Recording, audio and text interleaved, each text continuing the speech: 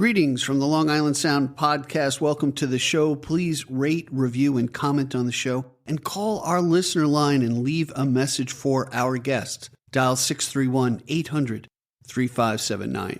All right, enjoy the show. Thanks for joining us for the Long Island Sound podcast. Each week we explore new music and dive deeper with the artists and their stories behind the music. Please subscribe and rate and review us wherever you stream this podcast. Here's your host, Steve Yusko. Today you are in for a fact-finding, fun interview as we take a deep dive into the music industry with Gregory Dwane. From producing punk bands in New York City to working with the likes of Amy Ray of the Indigo Girls, Marcy Gray, and David Navarro, this music veteran seems to have done it all. You know, listening to his music in preparation for this broadcast, my emotions ran deep as he captured every feeling I just grappled with moments earlier. Let's see how his song grabs you as we listen to When You Say California. I don't have the heart to listen to your good news. Yeah, I don't have the strength to hear about all your opportunities. 'Cause I don't hear my name in any of the plans you've made. Yeah, I don't understand what went wrong. When you say California, it means you're leaving me. When you say California, it means goodbye. I don't wanna fear the places that you go when I don't wanna be the one to stand in your way. But I don't hear my name in any of the plans you've made. Yeah, I don't understand what went wrong. When you say California, it means you're leaving me. When you say California, it means that sunsets, no regrets. It's what I get for messing around too long. When you say California, it means you're leaving me. When you say California, it means goodbye.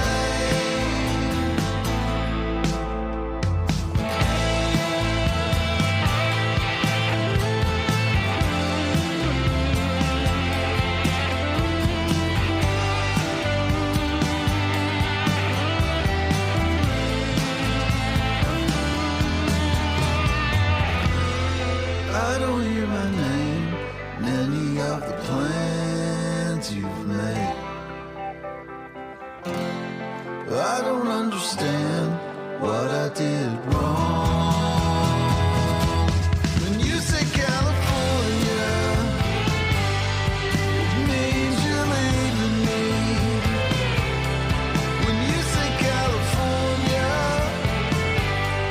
it means that sunsets, no regrets. It's what I get for messing around too long. When you say California, it means you're leaving me. When you say California, it means goodbye. Goodbye. When you say California, it means you're leaving. When you say California, I cry.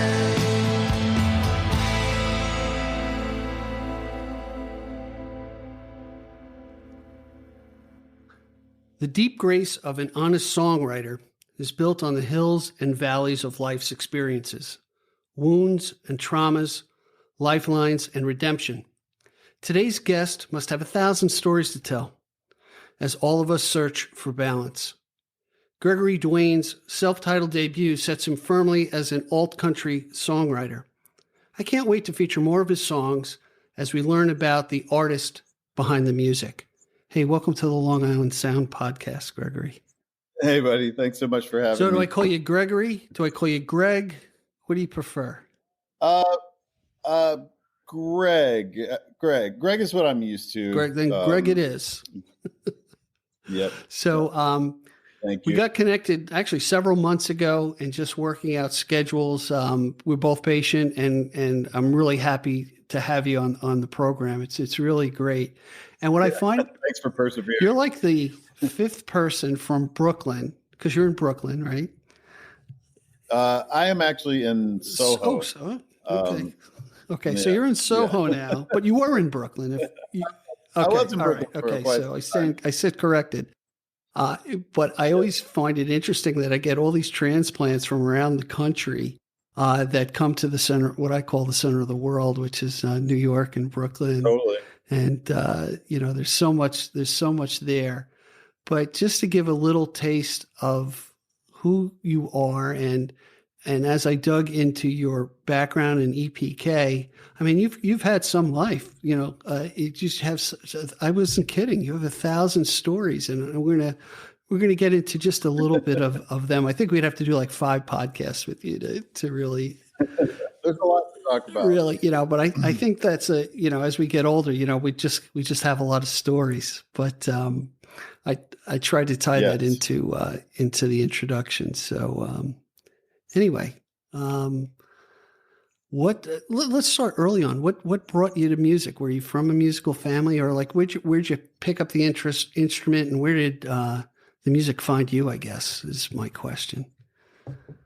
Yeah, I wasn't really from a musical family, though. My dad did have a guitar, and his family do play, but they were all in Tennessee, so I wasn't really around them as much. And I grew up really working class in the middle of North Carolina, very rural.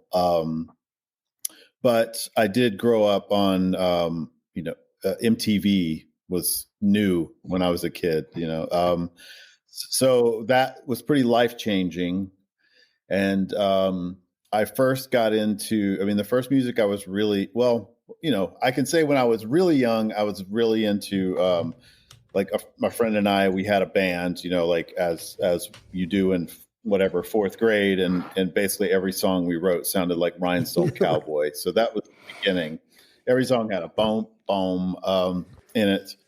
But then I got into, rap was very big. Breakdancing was big when I was, Michael Jackson was big. So I got into dancing and kind of that world as, this kind of kid in the middle of the woods, which is so strange. But I had an older friend down the street, and we started breakdancing, and I got 2 turntables and a mixer, and just kind of got into music that way. Bought my first drum machine.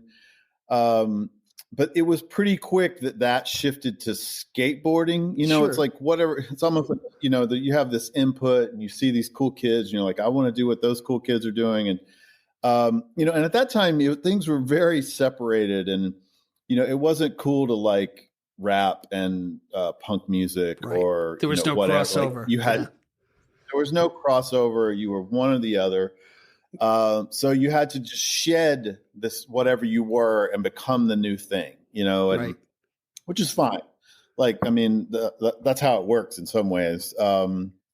And so I discovered punk rock. And then by that time I was around 15 and I had a really good mohawk. And I gotta get a picture of that, man. Yeah, no, I have 1 or 2 pictures, but I had this really good mohawk, and I had no idea how to play any real instrument. And there was a local band, and they needed a drummer. Right. And I looked the part. So they brought me a drum set, taught me 2 drum beats. And within a week, we played our first show at this place called Hot Tamales that in Greensboro that was, famous for everybody from Red Hot Chili Peppers to REM, wow. Played there. It was a taco shop, it was cool. Right. So anyways, that was my intro. you kind of fall in love when you're a kid and all of a sudden you're playing in front of people. And then that led to, I didn't really, I wasn't very good at school or anything. So, but I knew I wanted to go to, I needed to do something after high school. So I ended up teaching myself to read snare drum music and enough to audition and get into North Carolina School of the Arts, which is a pretty prestigious, arts college. And needless to say, I was not prepared, but I did get in and I had a great year there. But I kind of knew I wasn't going to be a classical percussionist. So, I was working also doing live sound in local clubs. I got through high school, was still dropped out of college, was living in Greensboro, and I would do sound on the weekend for Hootie and the Blowfish at a random little club.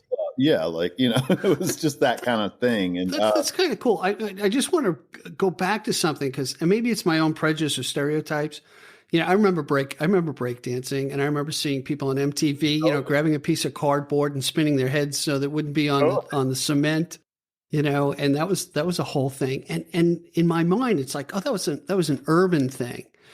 So to hear a rural guy from North Carolina saying, "Hey, yeah, I was into that," and my world was opened up by MTV to these things, is just very kind of enlightening to me. I think that's great, Yeah, well, I knew there was this movie called Beat Street, and it was set in the Bronx, I believe. But, I saw this at 12, and it was set in the Bronx in New York City, and it followed these kids who were in, dance gangs. But from that point on, I knew I wanted to move to New York. The target changed from being a break dancer to being a musician, but just I've always had that drive or need to be in a city. The rural existence was not for me. So, and I would drive to Greensboro, which was 35 minutes from my house, just to be in a bigger city where there were other interesting kids doing interesting things. I just always had an interest in other things than what I was given. Yeah, it's interesting you say that, because I remember I'm from Long Island, so it's all suburbia, and you kind of think of it's a big town, and you look at New York City, and you don't. At least I didn't appreciate it till I was in my 30s about just the cacophony of people and influences and art and you name it. It's at our fingertips. But until I met my roommate in college, who came from a small town by Niagara Falls, Niagara University, and he goes, "I hate living in a small town. Everybody knows your business." And I was just like, "Oh, it's not Mayberry RFD where everyone gets along." And Gomer sings opera and becomes a Marine, but I find it also interesting about that influence of MTV and how it opened up the world for you. Because I'm telling you, when I read your EPK and I read, he was a punk musician for a while, I'm like, wait, that's got to be a typo, because it doesn't fit, man. It just, it doesn't fit. But that's kind of cool, Yeah, I think there are a lot of it, anybody worth their salt has experienced a few things, and hasn't just been kind of in this one lane their whole life. I know from a marketing point, people get pigeonholed in different ways, and I think it's appropriate. Sure. But from a life experience, we do a lot of different things to survive and to feed ourselves creatively. Right. I've had my interest in I've always loved pop music. I've always loved songwriting. I've always loved the craft of that. It's always been something I was interested in. Production. Yeah. The nuts and bolts of it, right, is intriguing on how it comes together. Yeah. And I tell you, so I'm 61, and I look around people my age, and there's a tendency to reminisce about the 70s music or whatever you grew up with, which I think is fine, as long as you don't, that's the only thing you listen to. And for me, the epiphany for me later in life was we have WFUV, the Fordham radio station, great station. Yep. Excellent. We have WUSB in Stony Brook that does all this original music, which is rare too. And then it just kind of opened up world. I could hear Neil Young and Indigo Girls. I could hear, First Aid Kit from, Norway or wherever they're from. And it just kind of opened up, it made it interesting as I was trying to make myself interesting, I guess. Well, yeah, no, that's a wise look at it is, you're trying to make yourself interesting by being interested in things and growing, and you need input. Like I grew up when you had to fight for it. You had to buy zines, you had to go to the record stores. You had friends who were cooler than you, and you watched what they did and bought what they bought. And then you had people who were watching what you were doing. And I also was lucky to grow up. By the time I was 18, 19, grunge was breaking. The Chapel Hill music scene was huge. Indie labels was huge. It was just like, there was just this really great energy around DIY, Okay, yep. Just do it yourself. People starting their own clubs, people, booking shows, starting labels. Like that was always my mentality, is like, nobody's coming for you. Nobody's coming to help you. Just do it yourself. I wish the money would have fallen from the sky at some point. Right. But that was never the case. And in some ways it's fine, because the process of figuring it out, I've learned, is the real joy, of the whole thing. Yeah. Well, you bring up a good point. If you think about in the old days, 50s and 60s, I mean, the one-hit wonders and you make it or break it. A band wasn't supposed to be together more than a year because that's just the way it was. And then it moved into, I almost equate it to Little League, where everybody with DIY, everybody can have their own sound studio. Look, I'm here in Babylon. I have a microphone and I have a podcast, but you can have a bat and a glove and a ball, and you can find people to play with. And then you can be heard eventually, whether you're gigging out, going around gigging, or I think the big fallacy is, you throw it on Spotify and, the dollars are going to roll in and what have you. And you get, I don't even figure they could split a penny that many times, but they can, and do that. But then now the creative juices within musicians, has a marketing flair, or they have people that help them get marketing, and they focus on their creativity and their art.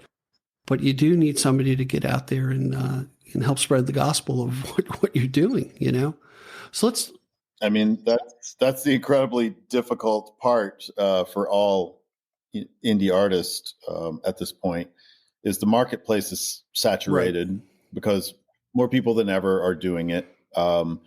We have this something that feels like a level playing field because we can put our music on Spotify, but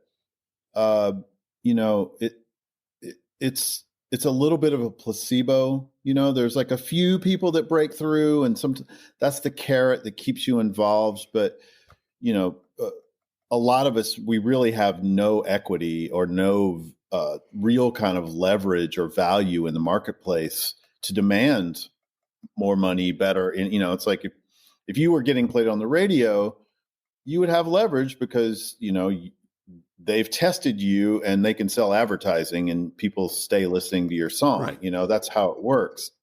Beyond that, there's a lot of us out here that are kind of a little bit misguided by what feels like a level playing field and really isn't. Interesting. You're really on the outside.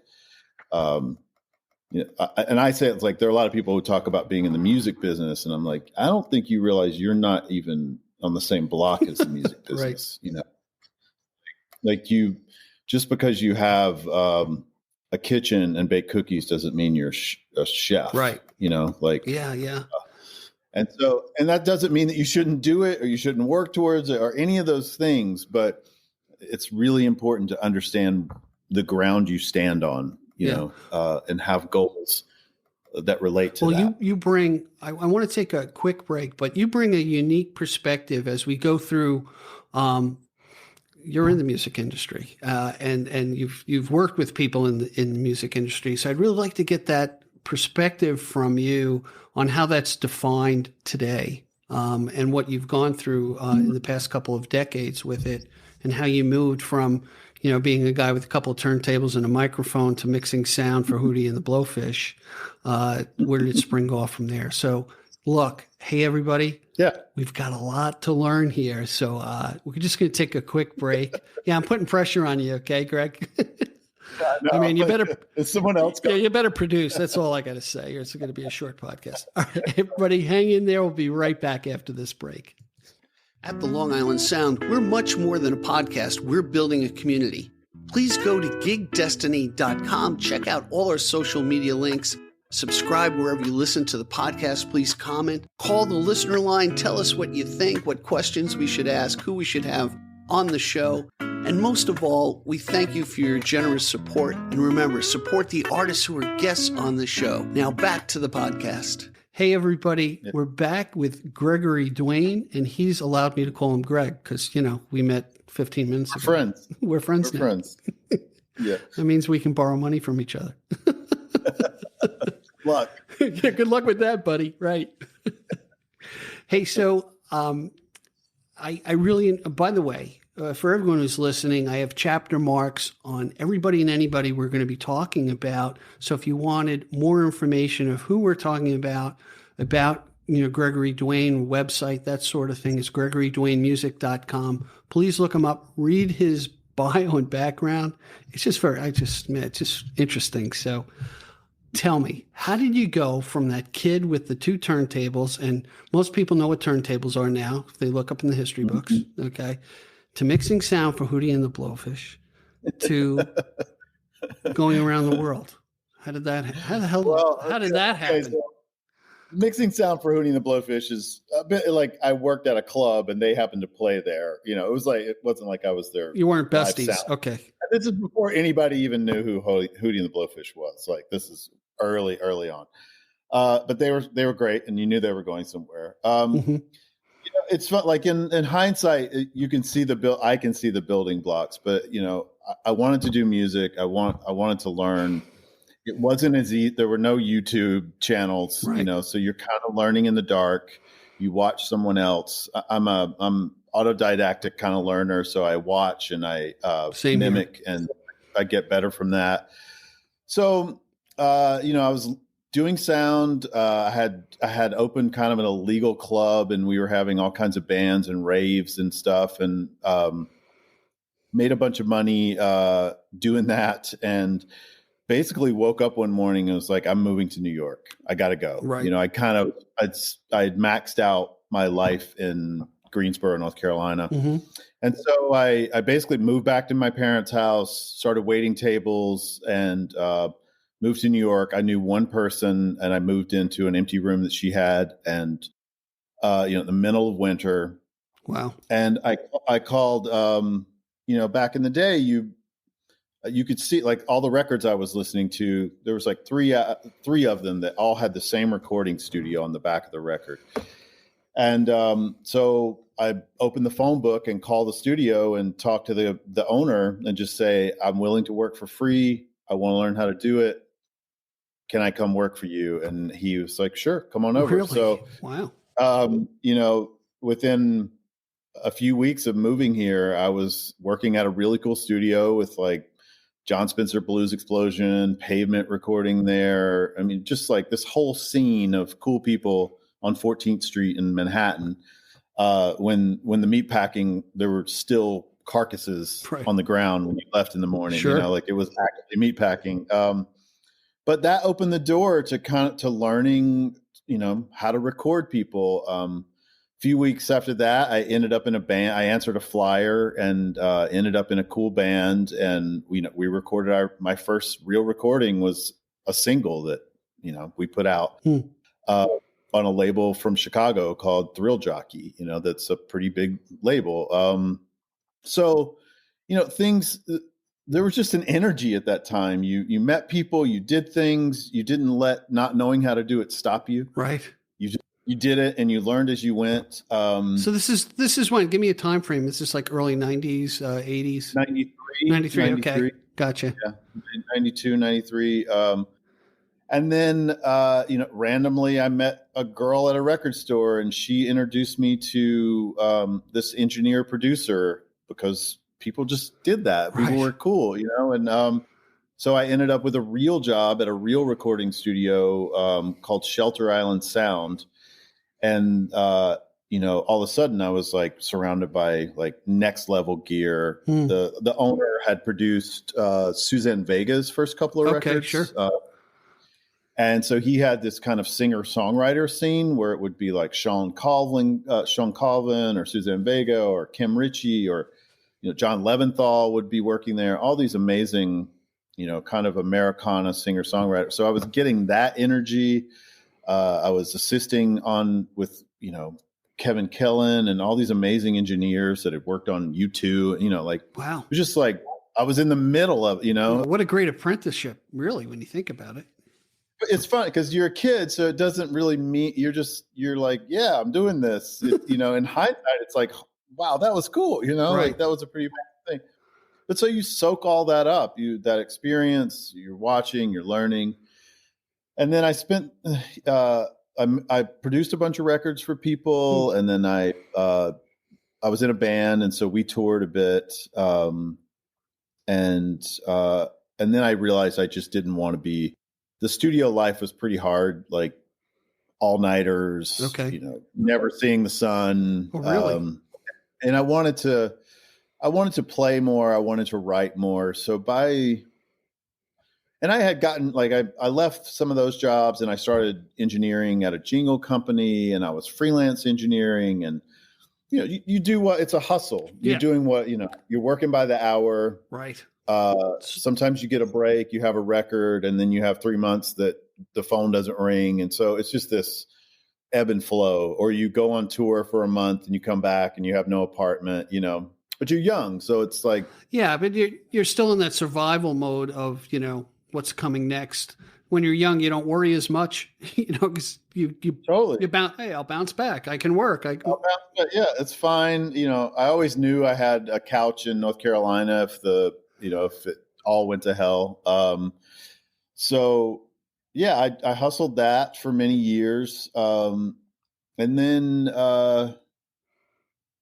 what happened next? Well, basically I kind of crashed and burned. So that, at the same time, I had a little bit of a drinking problem. Okay. So that kind of led me to the bottom falling out in a weird, like, the business had changed. There was, it's an interesting kind of parallel with now, where it's like there were all these people that worked in the magazine businesses in the 90s, and they all had bands. This is very general, but right. And I was doing a lot of demos and things, and that was kind of my bread and butter income. And then a lot of people got laid off in the late 90s working in the mag, and like this, my whole demo business kind of disappeared. Gotcha. And then, you're hustling, you're doing things here or there. And then by the time, 2001, 9/11 happened. And then that just like the world really stopped. Yep. The world stopped. Like, who are we? What's real? What matters? So that kind of exacerbated, like my drinking, the kind of my end of being in New York. I had a good run. There was so much good music. Late 90s, there was a great alt country scene. There's all of these bars. It was a very cool time to be in New York. Just great sounds, great music. But I ended up basically putting my tail between my legs and loading a van and moving back to North Carolina at like 30. And I was there for a few days. And I had a friend who had been my band's manager, had worked for my band's manager. I happened to have this manager who, her husband was also Warren Haynes. She was Warren Haynes' wife from the Allman Brothers. Sure, I know Warren Haynes. Yeah, yeah. So I would guitar tech for Warren. It's just like strange stuff. And again, in hindsight, so.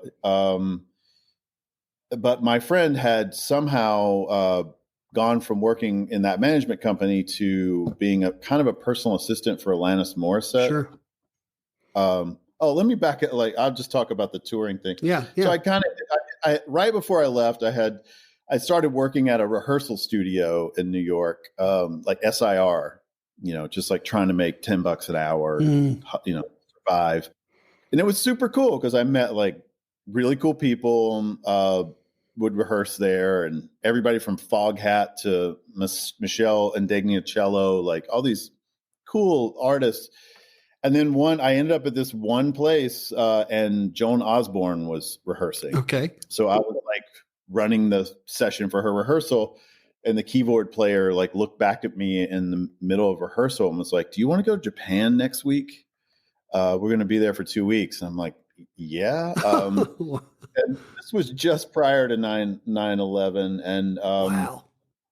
so I ended up, I hustled, got a passport, ended up becoming a guitar tech, went to Japan, came back, did a month with them on tour. It was super fun because I was making money, right. and I was kind of drinking for free. It was great. And then 9/11 happened, and that wasn't, that life-changing, as we said. So I saw an opportunity to kind of make money and be near music, and not have to engineer and do that hustle I didn't really want to do anymore. And so one of the guys on that tour, he connected me with the Bowie camp. Like there was a possibility I was going to go out with Bowie. There was a possibility I was going to go out with No Doubt. Wow. And something happened, and I had decided to go with No Doubt because they were doing a longer tour, and they ended up not firing the person they were supposed to fire. Oh, geez. And so they were very kind, actually, and wrote me a check, like, for your troubles. We're sorry, for my troubles. So I ended up using that money to move back to North Carolina, and I was kind of like, the sad sack in North Carolina. Right. So I reached out to EJ and said, if you guys have any openings, let me know. I'm doing this thing now. And it just so happened their keyboard guy was leaving. And so within a month, I was in North Hollywood in a rehearsal space with Alanis Morrisette, like doing that, Wow. and so that was, it was kind of like this strange, hitting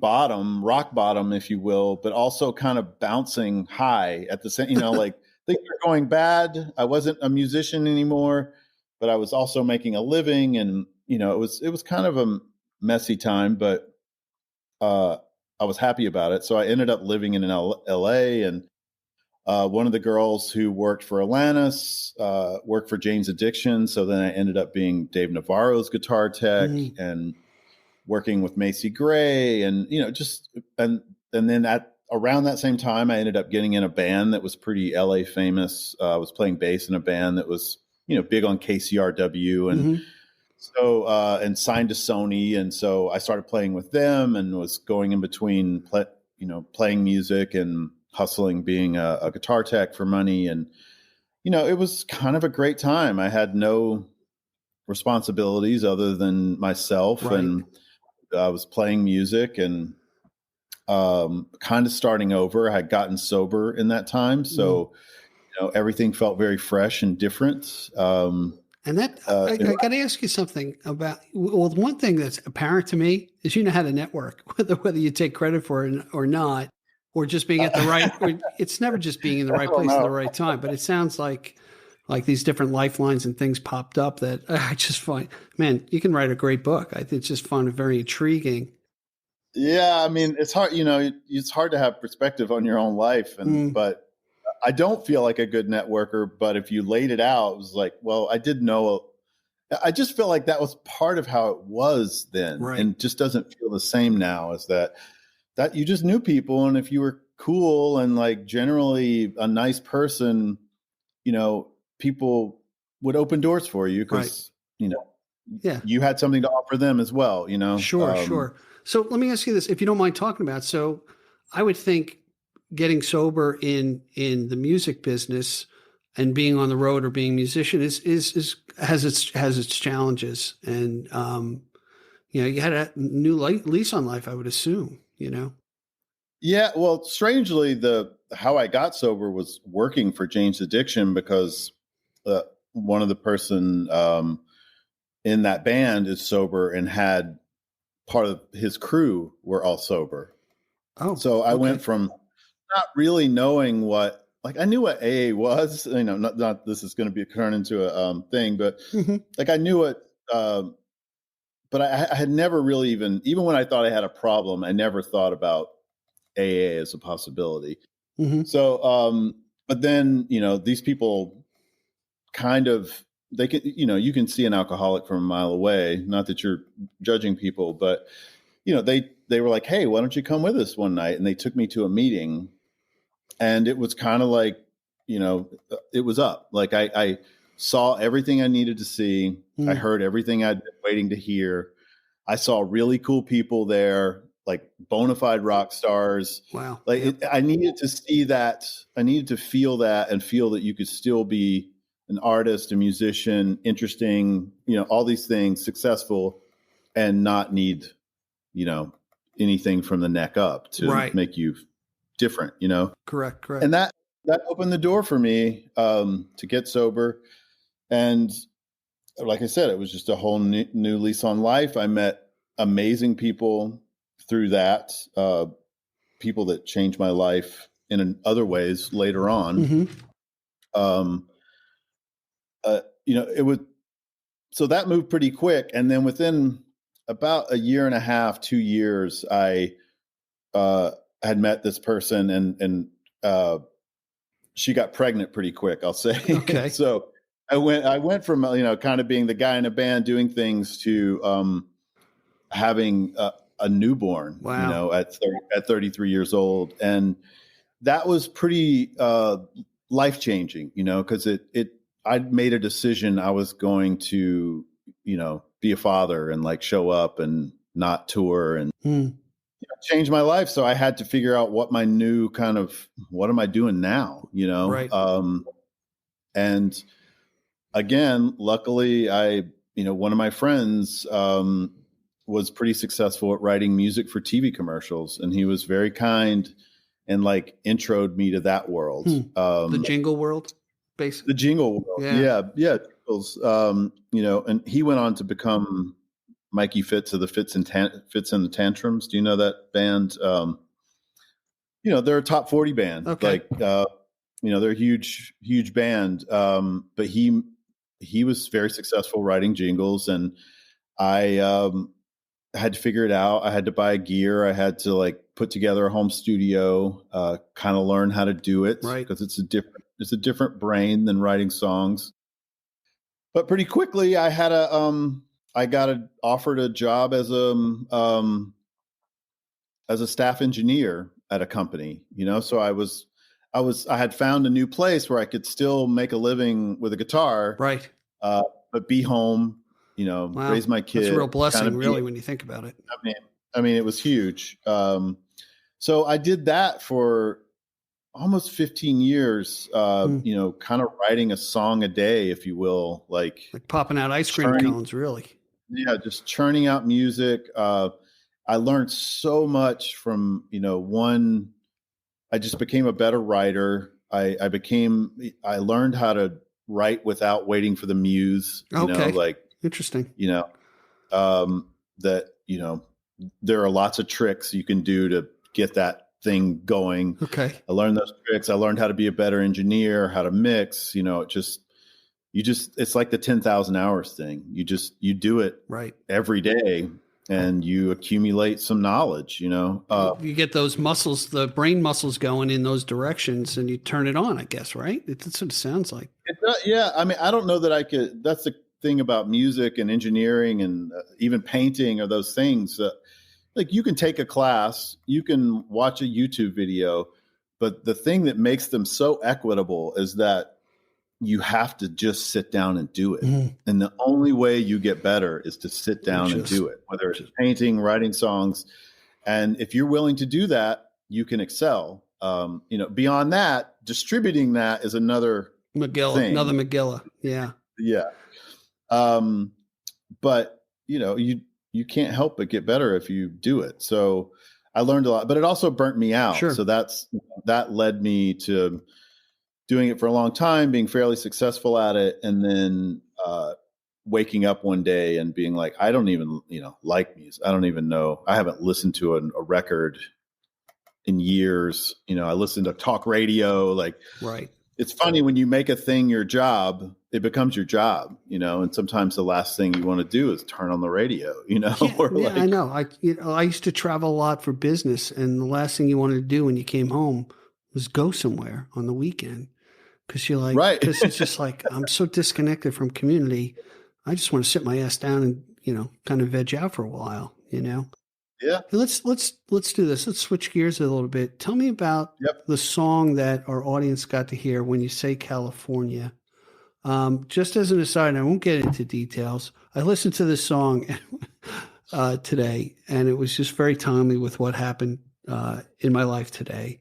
And it's just kind of, and we shared this earlier off the podcast. It really kind of struck my heartstrings in that I'm really enamored by singer-songwriters, if you haven't guessed this already with the podcast, but you're able to emote and put things into words and song that just, God, it's like, oh my God, this guy must have been listening in when I had the argument.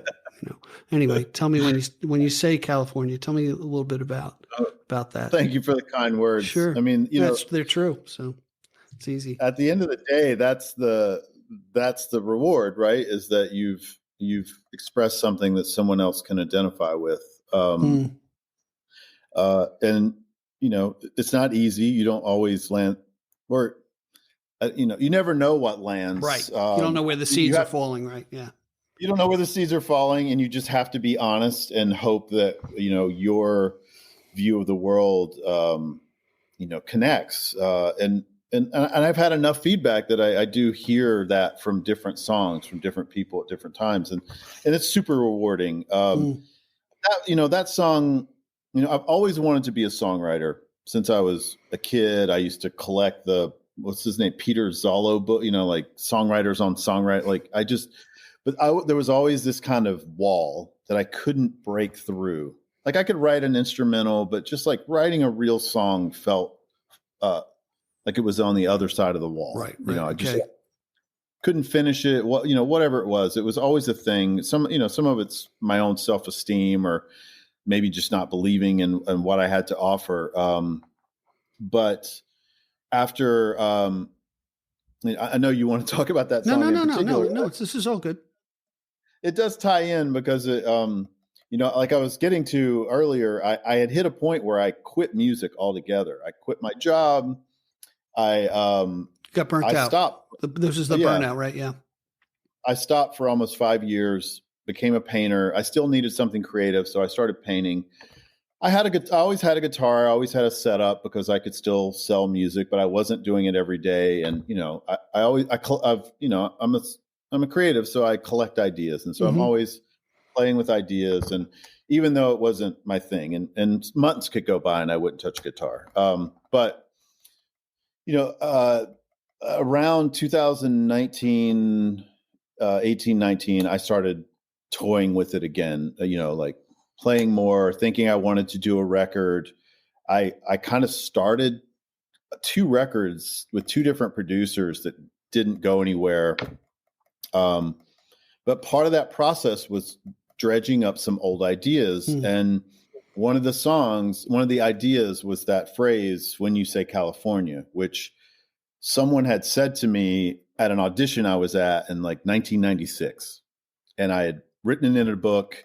I tried to write that song maybe 10 different times over 20 years. It had different versions, but this time I finally, it was kind of like it was the thing that started the flood, if you will. Like I was able to follow that idea through, this idea that was 20 some years old. I was able to create a narrative, based on some real stuff, based on some made up stuff, and finish a song that I thought sounded like a song, that I was proud of. And it was the thing that just, I was like, oh, I can do this. I don't know what's different today than yesterday, but I'm ready, and that turned into writing the next song, into writing 5 songs, into booking some studio time.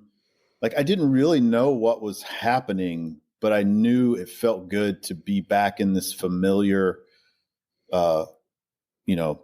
suit, whatever, have the familiar glove, familiar whatever jacket on of music. It's like, oh, I have loved this thing my entire life. Of course, this feels good, So I was reignited, and the songs kept coming, and the ability to finish them kept coming. And I kind of got, like with anything, the more you do it, the more you are in the creative moment, the more you finish, follow things through. And the thing I had really learned, taking the 5 years to paint, I learned a lot about process. Okay. From painting, and just about like finishing things. Perfect is a myth. Like, just finish it. 80% is good enough. Right. Nobody knows, what you didn't do in the painting, what you didn't do, or what you think is wrong. Like there's always, you talk to painters, they're always unhappy with their finished works that you think is the masterpiece. Right. Right. So once you can process that and just finish it, even if it's a placeholder, sometimes your placeholder idea becomes your favorite idea, so I had learned a lot about process from painting and applied that to music, and it has literally been life-changing for me. You know what I find unique about that story of going into the valise, so to speak, and digging up, what you've worked on a long time ago. Obviously now you're creative, and you have a skill set that you've honed and honed and honed. So those pathways, those neural pathways are there, right? Yeah. But you're a different person now. I almost equate it to either hearing scripture or a story. And yeah, I've heard that story before, but someone enlightened me and said, yeah, but you're hearing it as a different person than when you first heard it.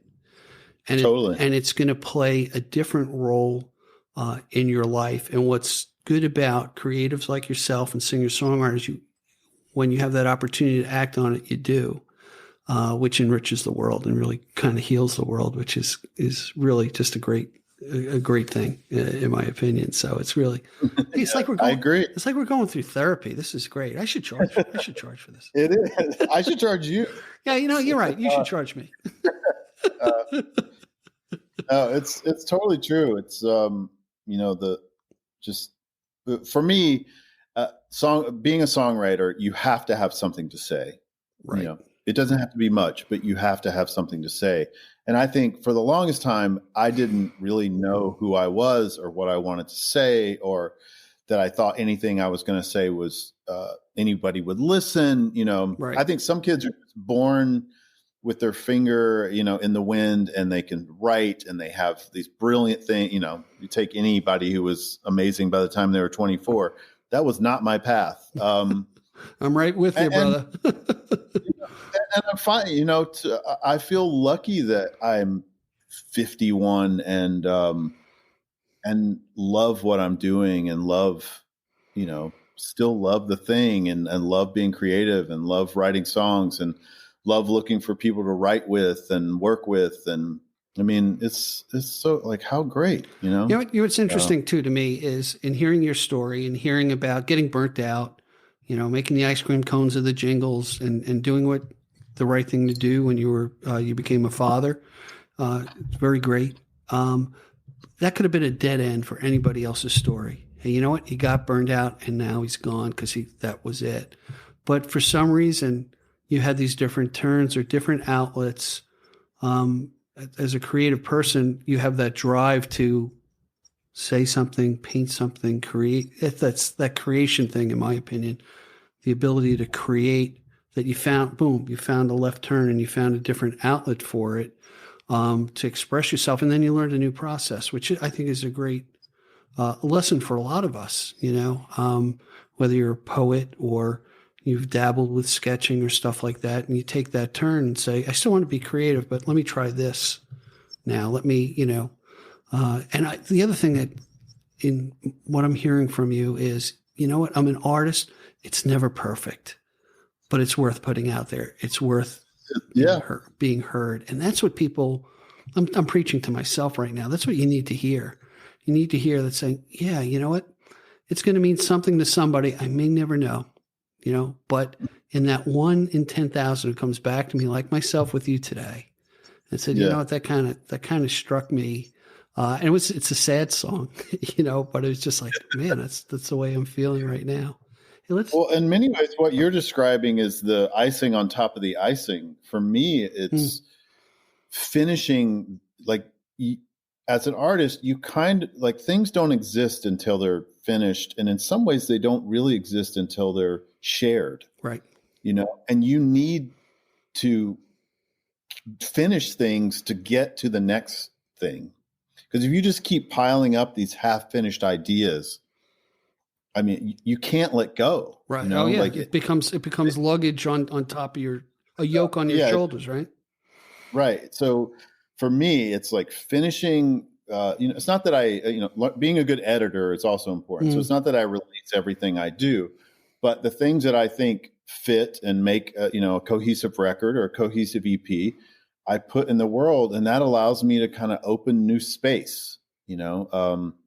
So, and just getting ideas, and, it's a weird world now. You can rewrite something, you could pull it off of Spotify and remix it. There's no rules anymore. There's just no reason you can't do anything or change something later if you feel like you've bettered it, in some way. Right. Do a Taylor Swift and re-record it. And yeah. Yeah. But then, like I said, the icing on the icing is that what you're actually doing is connecting with people, which is kind of the next level. You kind of, sometimes as an artist, you have to forget about that next level to get level 1 done. And then once you've done level 1 and finished 10 songs, 20 songs, you can go to level 2 and start figuring out how to market it and get it in front of people for that part of art, which is connecting with other humans. Right, exactly. So let's talk about this. I really want to jump into the next song. This Ain't No Drinking Song. Is that the title? Yeah. Yeah. Which is appropriate for what we've totally. It's actually it's a good setup. And we didn't pre-plan. This is not scripted by any means, as everybody knows. So tell me a little bit about that, and then we'll jump into the song for everybody and then come back after it. Well, it's just it's an obvious response, I feel like, to, if you listen to country radio for 10 minutes, you feel like every song has the solution, in every song for a problem is a margarita or a shot or grab a beer. Like, it's a trope, and it works on some level, but, as a sober person, sometimes you're like, that doesn't really work for me. And I like country music, but I maybe need something else. And so I just, I had this riff that was floating around, and, one day This Ain't a Drinking Song came out, and it just felt like, oh yeah, this is the song I need to write, is a response to some Luke Bryan song or some, random drinking song. And it was just a fun thing that happened. That's great. All right, let's let everybody take a gander of This Ain't No Drinking Song. We'll be right back after it.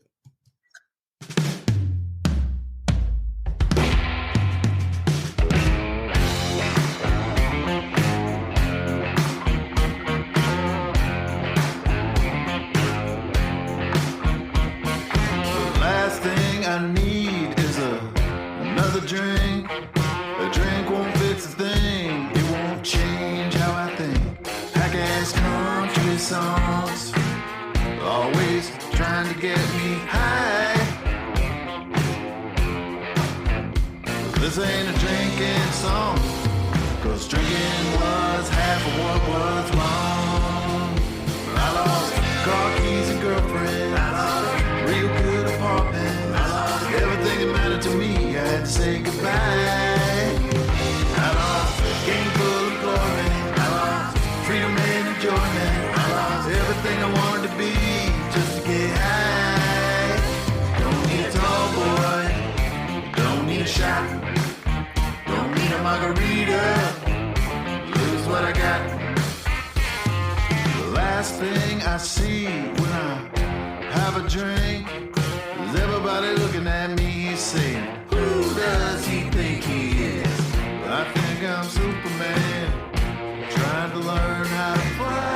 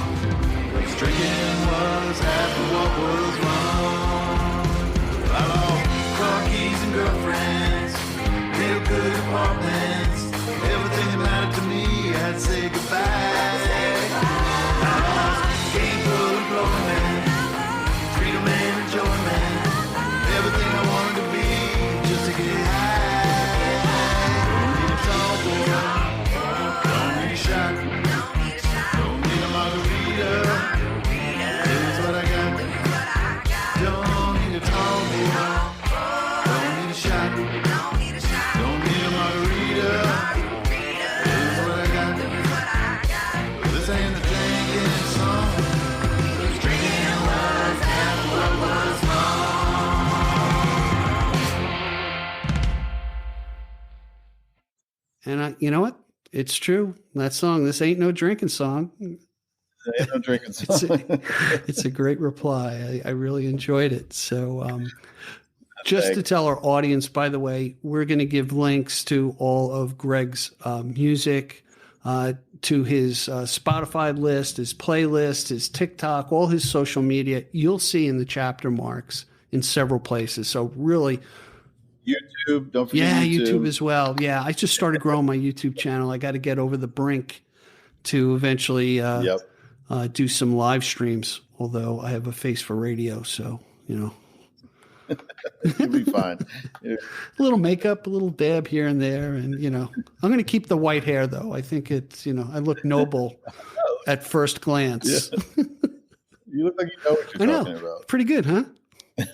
Fake it till you make it. So yeah, you have this EP out. Tell us about the EP, what you've got going on in your life. Very interested. Yeah, so I worked on the EP. I'm pushing the boundaries a little bit from what my first record was, sonically, trying some new things, trying some different song type of writing. I always feel like EPs are good places you can kind of experiment a little more. Not that it matters or anybody cares, but this is just, you know, the me that loves albums and loves, you know, what a well sequenced, put together album sounds like. And, you know, EPs were always more experimental, I thought, typically. So I think there's 4 or 5 songs on there, and I did a cover of Everybody Wants to Rule the World. Oh, yes, I saw that. I saw the video of that. Yeah, that one, that song did pretty well at radio and streaming, as covers do generally with Spotify. So let me ask you this: how does it work when you cover a song and then it's, you know, your song, your covers on Spotify? What's the legalisms between you and the original artist when it comes to that? Well, they have to be credited and they have to get paid, but it's called a compulsory license, which means that an artist can never say no to a cover. Oh, really? Anybody can cover any. Yeah, it's called a compulsory license. But if you're making money from it, they have to be credited. And so I license. You have to go through certain companies to basically get the compulsory license that associates your version with those writers. I use this company called Harry Fox, but I think there's a few different ways. But yeah, that's how covers work. Is it divvied up through BMI or? Yeah. It's just whatever. Let's be honest. There's pennies, micro pennies coming in. Yeah. So, but yes, whoever their PRO is would receive their piece. You know, I own the master. So if someone wanted to license it, they would have to buy the publishing from Tears for Fears, and then they would buy my master recording. Yeah. All right. So, you know, you just opened up a door. I can do all the covers I want now and make micro pennies. So I got that going. You can do all the, yes. Probably even want to get a micro penny. A micro penny would probably come out of it. Anyway, thanks a lot. Cause you're my biggest guru in the music industry. So you're going to, we're going to spend a lot of time talking outside of the podcast. So that was part of your commitment when you signed up for the podcast. Apparently you didn't read the fine print. So, you know, I got that going for me as well. So for the ignoramus in me, there's the album. And by the way, I'm cut from the same stone because I still remember when I was a kid stealing my sister's albums out of her locked bedroom and just, you know, playing it side by side, every song, just you got it into your brain. And there's just something about opening up an album cover and reading the lyrics that aren't too small compared to a CD or even seeing it streaming. It's just something good to digest the lyrics, you know. That was a time gone by, you know. I think as an artist, you know, it's a way to make a statement and for people to get a fuller picture, if you will. You know, it's hard to figure out who someone is just by a single, I think, you know. Because sometimes singles are meant to be catchy in a way that isn't representative of the artist at large, albums are strange because they were kind of a marketing ploy put together by, Ahmet Ertegun, Atlantic Records, to figure out how to make more money instead of just selling singles. But, people rose to the occasion in the 60s and 70s and made these seminal works on albums. And now the idea of an album not being a thing just seems crazy to me. So, I just like statements. I like putting together cohesive statements, whether it's an EP or an album. I'm sure I will do singles because, that's the modern world where you keep your name in the conversation. Right. Bringing it to the front burner for people, right? To see what the latest, particularly when they're following you, I would assume on social media. Hey, this is what I got to talk about today, as opposed to waiting a year and a half potentially to say, oh yeah, I remember Gregory Dwane. Yeah, I don't think you can do that. I had my first record and pretty quickly I was able to do an EP. And last year I wrote a Christmas EP that I didn't finish. So I'm going to release that for Christmas this year. I wrote 2 original songs and did a cover of the Mariah Carey Christmas song in kind of an Americana way. And then first quarter of next year, I have a new record coming out. So at the moment, I have a lot of material and have been prolific's the wrong word, or I don't want to really use that word, but I've been able to write a lot of material and I can record and produce myself. So it takes some of the pain. I'm able to produce things pretty quickly and stay on some kind of a course that I'm releasing material. Let me ask. And then I'm sorry, cut you off. Let me ask you this: what's your opinion about the music video and how that plays a role in marketing your music? It's got to be a hell of an expense, certainly. Yeah, the first record I spent money and hired a friend and did videos. The EP, I shot all those videos on an iPhone by myself with a tripod, riding around Connecticut. I learned how to edit. I just wanted to do it myself. I didn't want to spend a ton of money. And in some ways, those videos are a little more me. They're a little more authentic. That's all right. Authentic. I can't even say it. Authentic. Yes, that word. So, I do really believe in authorship. Like the more you have your hand in things, and this you can get yourself in trouble where you're doing too much and it all suffers.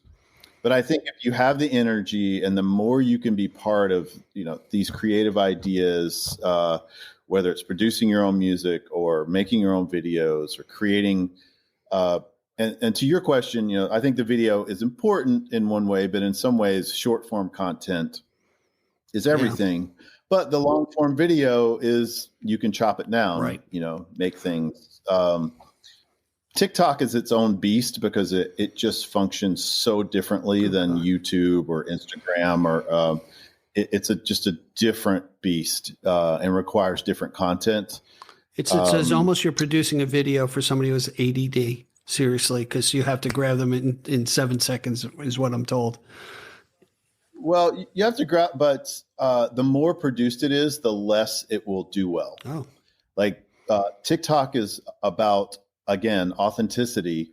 And the more it's just you talking about something and having hooks and all these things are important to get people in. But authenticity is king on TikTok. I got that nailed down.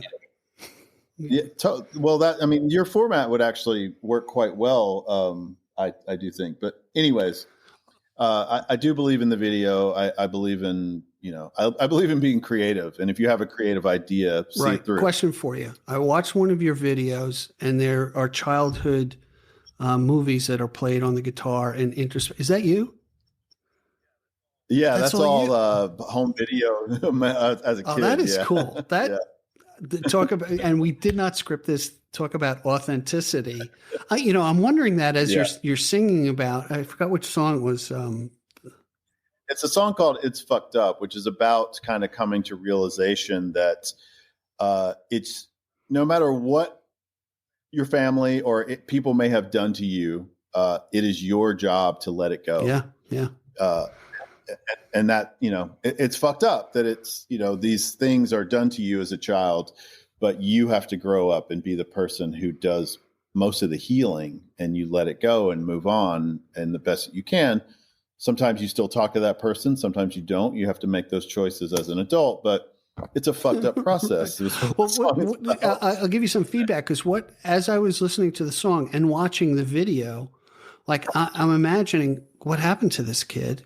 Okay. I'm not going to give anything away, but I'm like waiting for the other shoe to drop about, about this kid who he's right here. He's right in front of me. And you don't have blonde hair anymore because something happened there.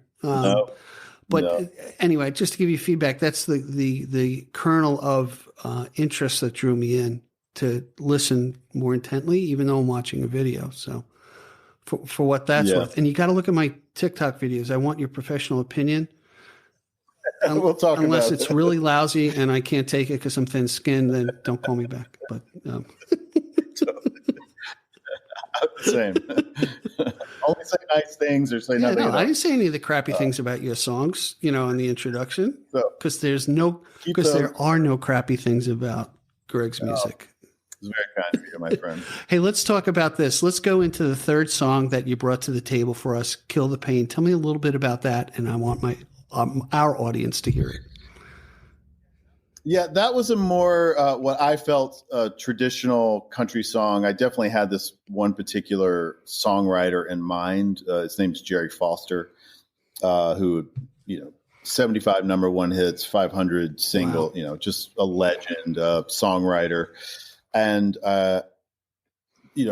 sometimes you just have a certain kind of person or song or songwriter in your mind, and then you use that as a jumping off point, and what comes out isn't that. It's different, but that's how Kill the Pain came out. So it's a much more traditional song about drinking, drinking yourself to death. So this is a drinking song. Okay. That one actually is a drinking song. I'm so contradictory. But then, strangely as life has it, I was in Nashville and playing a writer's round and ended up meeting Jerry Foster. He happened to be playing the same round as me. He's in his 80s now. He's just the most charming human you've ever met. And, was really generous with his time and told me lots of stories about being in New York in the 60s. And there's a lot of songwriting in the 60s for Nashville that was being done in New York, strangely. So anyways, it was very cool. It was kind of full circle. So I'm proud of that song. Is he still around today? Yeah. Yeah, he's still around. Next guest on the Long Island Sound. That's what I'm saying. I'm sure he would love it. No, that'd be nice. Oh my gosh, he's a character. Yeah. Cool. All right, so let's listen to Kill the Pain, and we'll be right back after the song. Check it out, everyone. Arrest the fear, kill the pain. Sleeping alone just ain't the same. You were here, but now you've gone. How am I to continue on? Guess I'll be drinking until my heart turns blue. Yeah, I'll be telling the mother angels about you. Yeah, I'll be drinking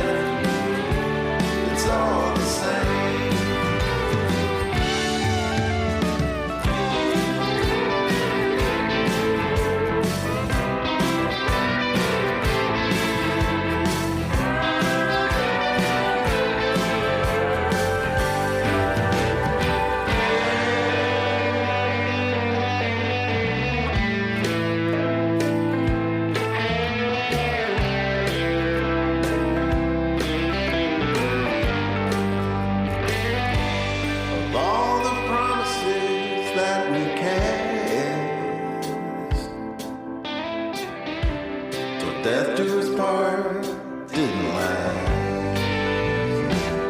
Yes, I'll be drinking until my heart turns blue. Yeah, I'll be telling the mother angels about you. Yeah, I'll be drinking to kill the pain. I'll drink myself to death. It's all the same.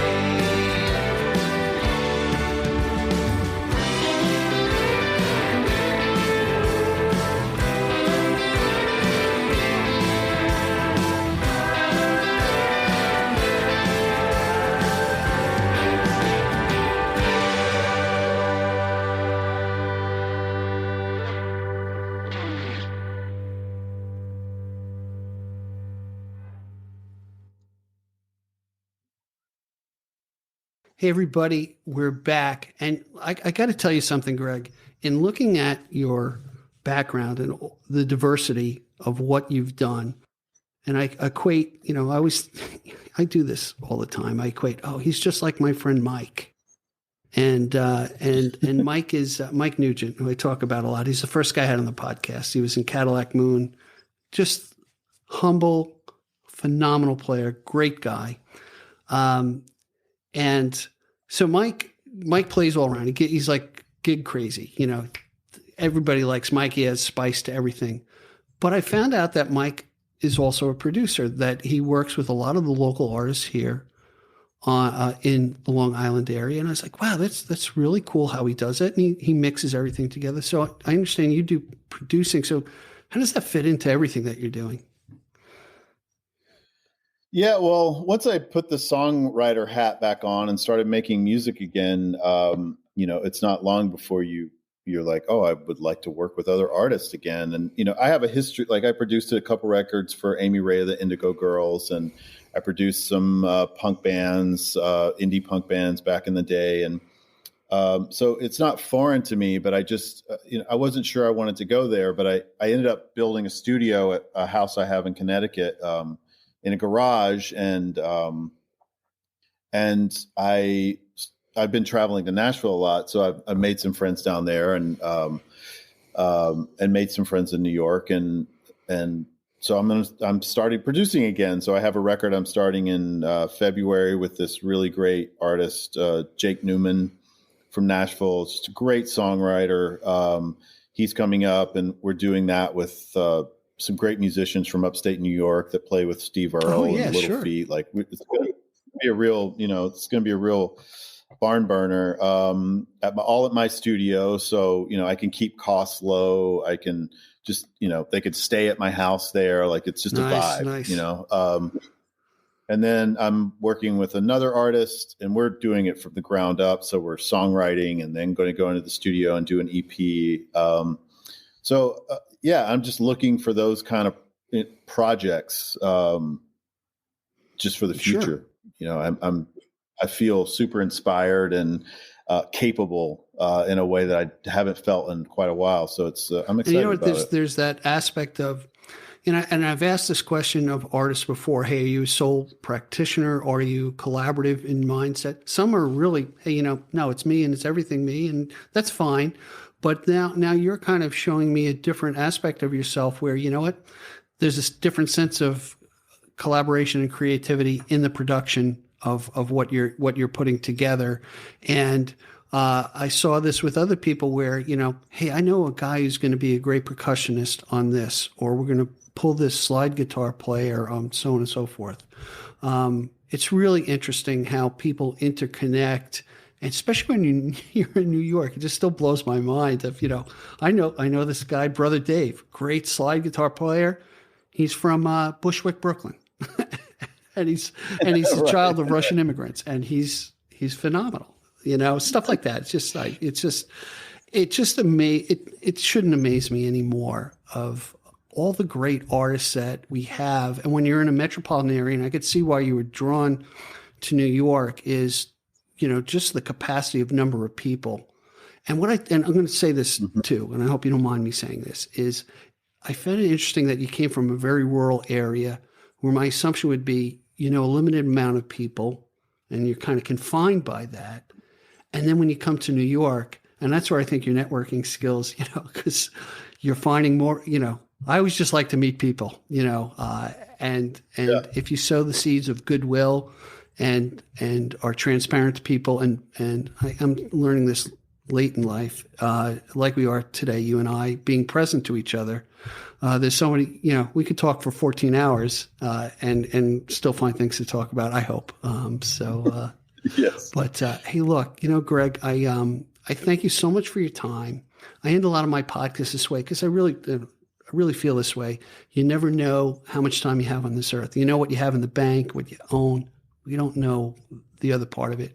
And you gave me your time, and that's very valuable to me. So I want to thank you for that. I appreciate it. Likewise. So, Gregory Dwane, go to all his links, and man, I'm going to have you back if you're open to it. Cause once you come out with the Christmas stuff, and, I really enjoyed it. Thanks so much for the conversation. Brother, be well. All right. Take care. Thank you for joining us today. I appreciate the time you spent with us. Please subscribe and comment, and visit us at gigdestiny.com. Till next time, be generous with your joy, keep your spirits high, and let the music take you on a journey. Be well. Peace. Thanks so much for listening. Please rate, review, and comment on the show. We really love to hear from you. And call our listener line at 631-800-3579. Again, thanks so much. Be well.